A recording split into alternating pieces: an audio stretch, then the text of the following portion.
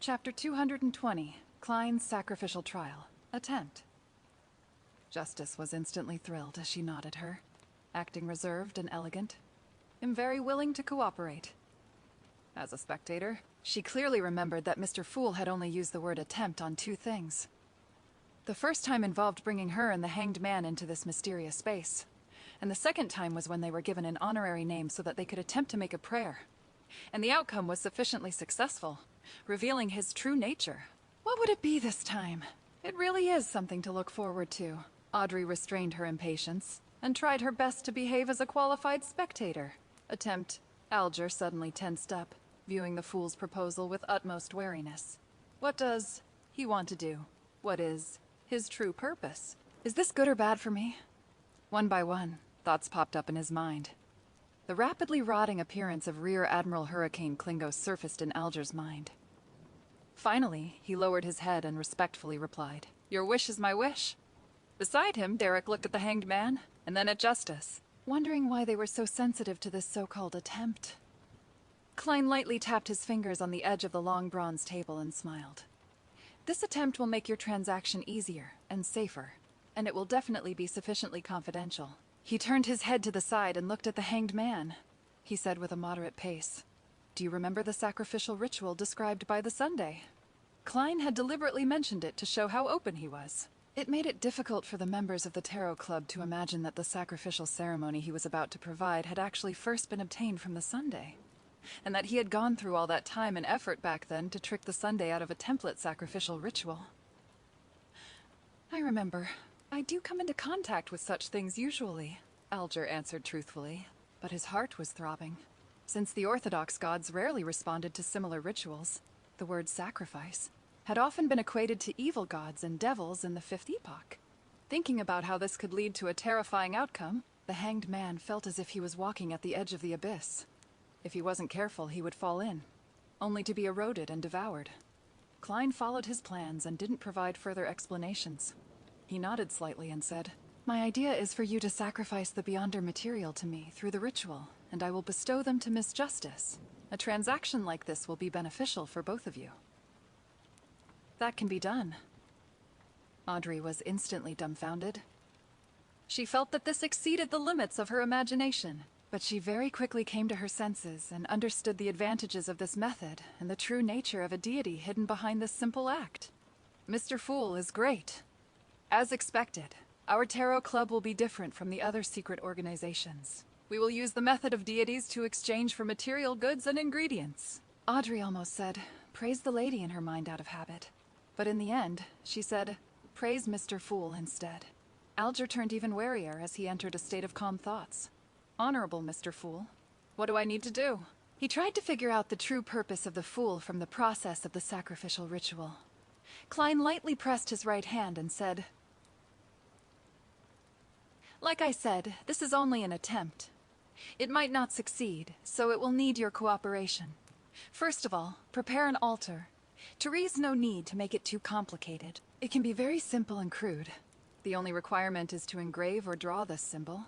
As he spoke, a screen of light appeared in front of him.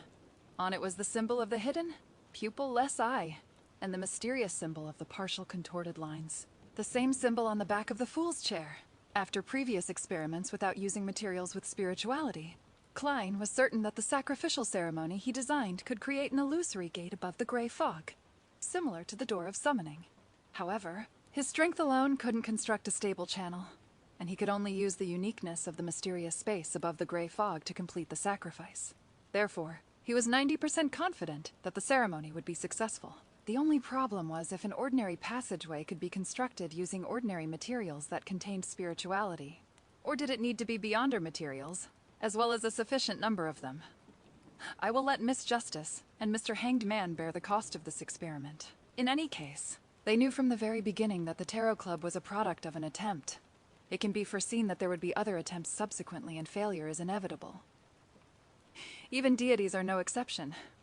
Klein decided to transfer the costs. As the Hanged Man, Justice, and the Sunday we're attempting to memorize the symbol, Klein chuckled.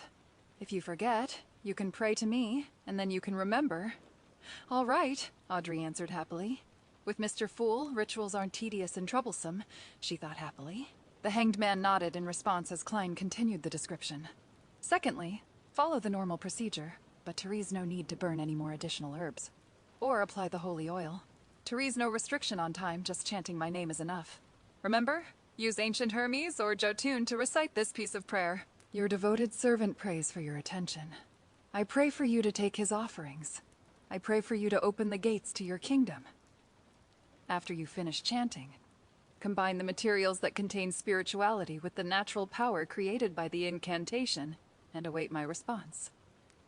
If you don't succeed in this step, change from materials containing spirituality to beyonder materials, and try again from the beginning. After listening quietly to the procedure, Alger felt that his previous guess was very likely to be the truth. The fool was in a predicament. He offered alluring attempts, making attempts one step at a time, and planned to use himself. Justice, and the Sunday to slowly break free of the restrictions. In the end, he might even descend into the real world. This was also the true reason why he had initially pulled people into this mysterious space, agreeing to the establishment of the Tarot Club. Even without this previous speculation, Alger believed that he would have come to the same conclusion after hearing of the experimental procedures required after the sacrificial ritual, and comparing it with the Fool's previous attempts. The only thing that stumped him was the possession of a powerful adorer. Therefore, there was no need for him to use himself. Justice, and the Sunday. His adorer could make similar attempts. There must be secrets I don't know about yet. The attempts need to be sufficiently secretive, and perhaps his adorer is being watched by certain existences. Alger began connecting the dots. After Klein finished describing the ritual, he asked in a low but gentle voice, "The sacrificial ritual needs a specific time. Mr. Hanged Man, when do you plan on making the attempt?" This was different from responding to a request which could have a delayed response. The stable passage created by the sacrificial ritual could only exist for a very short period of time, so Klein had to wait above the gray fog ahead of time. The rainbow salamander's pituitary gland is the only beyonder material I have with me for the time being. As for materials with spirituality, I do have quite a lot. Mr. Fool, once the gathering ends, I will immediately attempt the first scenario. If it fails, I will seek out other beyonder materials. Once I obtain anything, I will inform you by praying to confirm a time, Alger said, as he couldn't help but turn his gaze towards Miss Justice. As a spectator, Audrey instantly understood what he meant. She answered without the slightest hesitation, "If any additional beyonder materials are required, I will compensate you afterward. Well, I can't guarantee the specific type of material you would want." As expected of the wealthy Miss Justice, the fool, Klein, couldn't help but sigh before chuckling. "We have come to an agreement." He looked at Justice and said after some thought, "Once Mr. Hanged Man's attempt succeeds, I will inform you of the bestowment ceremony." "All right." Audrey was entirely confident with Mr. Fool's abilities after answering the question. A sudden thought struck her as she realized that the exchange of money could also be done through this method. Of course, this was only if the attempt was a success. I wonder if items without any spirituality would work or not. I will ask Mr. Fool again, after the attempt is successful. Audrey's lips curled as she thought of the beautiful future. With the sacrifice and bestowment topic coming to an end, she deliberated for a few seconds before saying, "Mr. Fool, I have found 2 ladies suitable for our tarot club. They are both beyonders and have their own circle and resources in Backlund. They are also able to keep a secret and have decent personalities. Are you willing to let them join the gathering? Does Justice want to strengthen her faction within the tarot club?" This was the most instinctual thought that Alger had.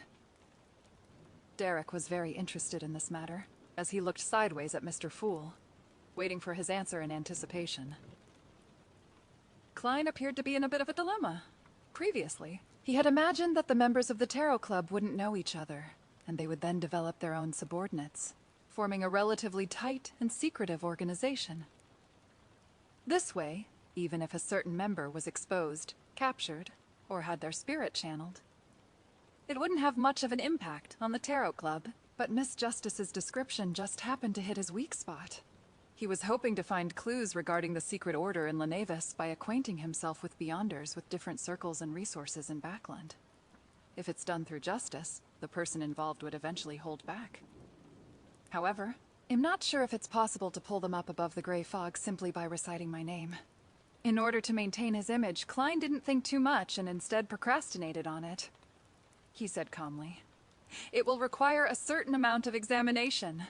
Miss Justice, use a clandestine method that wouldn't expose yourself to let them know of my name to garner interest in them." When Audrey saw that her proposal was about to be accepted, she immediately responded in excitement. "Yes, Mr. Fool?" After a few more exchanges, the gathering came to an end. The Sunday, the hanged man, and Justice returned, while Klein remained in the gray fog, waiting for the sacrifice.